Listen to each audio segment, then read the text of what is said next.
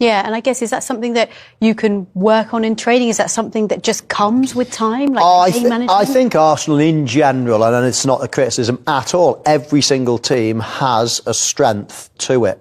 And I think if you look at previous winners of the league in the last few years, you look at Liverpool, you look at Manchester, they are attacking, goal-getting, creative teams. This Arsenal team is so good. They've got such a good goalkeeper, such a good back four. They work together. They've got a great number 6, Declan Rice. And they base themselves on a very solid foundation. Yes. They're a more defensive team. So I don't think they're ever going to have a shootout and beat any team 5-4 like a City or like a Liverpool did. They're more calculated than that. Boys, well done. Good point here at Hill Dickinson, but Everton made it hard. How do you feel about the performance? Yeah, they made it really tough. Also on us to not kill the game in certain moments, but credit to them. It's always tough coming here, and we're just happy we got the win in the end. What was it that they were doing that made it so hard for you guys to break them? I think they have a good structure and the intensity they played, with the fans, and obviously all their players are so passionate, so they gave everything. So that made it hard for us, but like I said, we had our chances and we could have killed the game off earlier. Ultimately, your penalty, Victor, got Arsenal the win. Could you talk us about the decision-making because we had a few penalty takers on the pitch, and we saw Odegaard handing the ball to you? Yeah, I mean, it's a few that can take it, and this time was me that took it, and it was important to score that one, so it was nice. Yeah, and you really sent it. It was a powerful shot, wasn't it? Yeah, it's usually like that, so yeah. So how important was it for you to get a goal tonight, to get the penalty? Because, of course, there's always pressure when you're playing for a club like Arsenal, but also when you're playing as a striker. Yeah, you always want to score goals, so that's the main target every game, I think, for all the attacking players. So that's what we want to do, and of course today we could have scored a few more, but the most important is that we won the game. And how have you been feeling? Because you didn't get much of a preseason, and then you got the injury, but you've been getting a lot of praise from Mikel Arteta, and we see how much you work hard on the pitch. Yeah, I think I try to do my best always on the pitch, and then, of course, you need to get to know the system, how we play, and then, fit into that role and adapt to that. But we're playing quite well. We're performing. We're in a good position in the league and Champions League. So we just keep going like this. And Bukayo, minutes before you guys played Everton, City played before you and got the win. How important was it for you to manage this game well, especially emotionally as well? No, there's not really any emotions in it. We take the emotions out. We just know we're focused on our job. And this week, since last week, we were focused on winning here, and we did that today. So, we're back on top of the table, but we're not watching City too much or the other teams. We just know we're in control now, and when we win every week, we'll stay there. Another really good performance from you guys and from yourself. So you're player of the match. Congratulations, Bukayo. Thank you very much. Could you do the honors, Victor, please? Here you go, bro. Cheers, bro. He did okay. It's a struggle for him at the moment. I think he's finding it hard up there. That's his 5th goal this season. He doesn't look, for whatever reason, and it shouldn't be the case because he's been in the English leagues before, it looks like he's really struggling with the physicality of it because he's a very big guy. I very rarely see him win a duel one-on-one when I thought he could have physically overpowered people.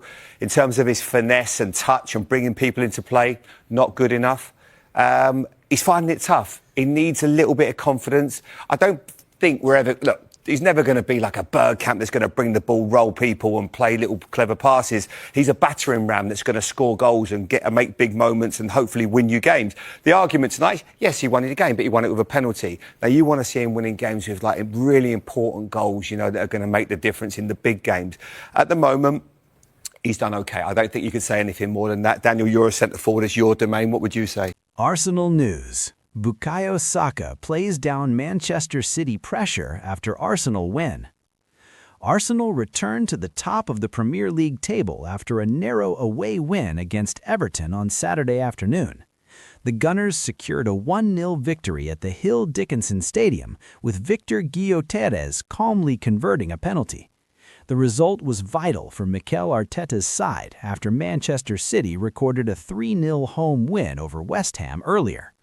Despite City's result, Bukayo Saka made it clear that Arsenal are not distracted by what happens elsewhere. Hard-fought win against a tough Everton side.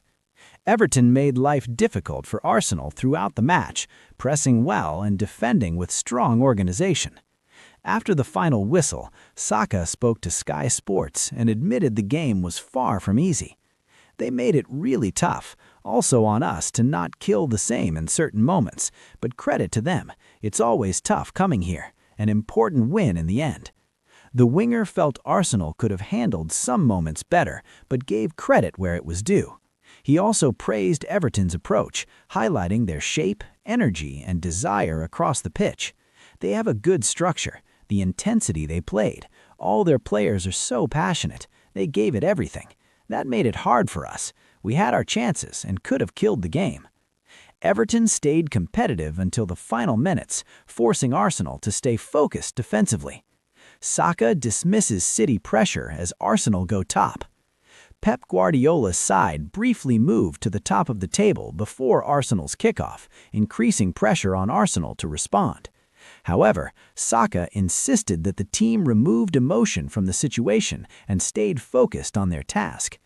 Speaking about City's earlier win, the England international played down its importance. There's not really any emotion in it. We take the emotion out. We know we're focused on our job this week. We know we are focused on winning here. We're back on top of the table, but we're not watching City too much. We know if we win every week, we stay there. Arsenal's win moves them onto 39 points, 2 clear of City in second place. The league table now reflects Arsenal's strong and consistent form this season. Attention will quickly turn to their next fixture as momentum continues to build. The Gunners will welcome Crystal Palace to the Emirates Stadium for the Carabao Cup quarter-final on Tuesday, before hosting Brighton and Aston Villa in quick succession on 27th and 30th December to close out the year. Arsenal unprofessionalism shines through again as Havertz's history repeats itself and may change everything.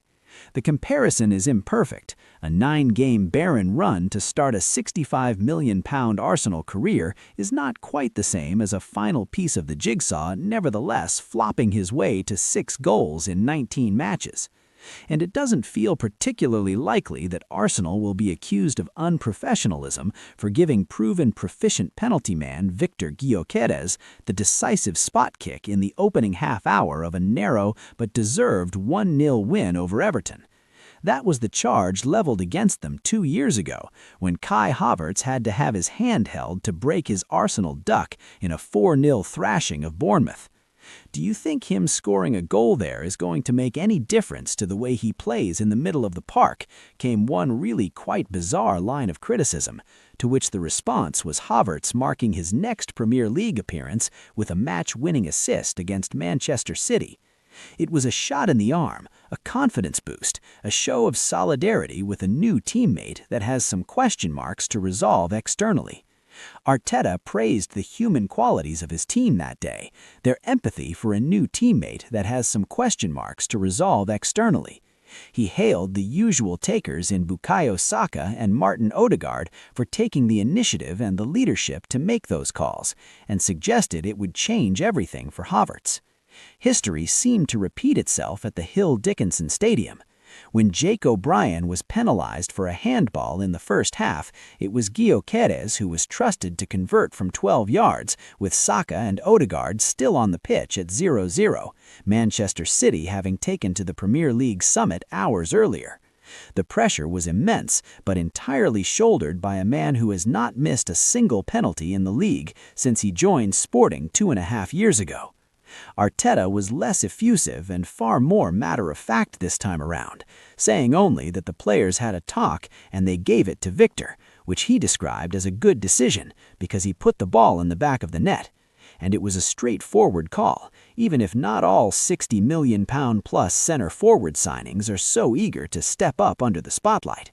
But the flip side, a Gyökeres miss in a game Arsenal slipped up in on the weekend the Gunners dropped to second, would have been created an unbearable but hilarious discourse. On the weekend the Gunners dropped to second.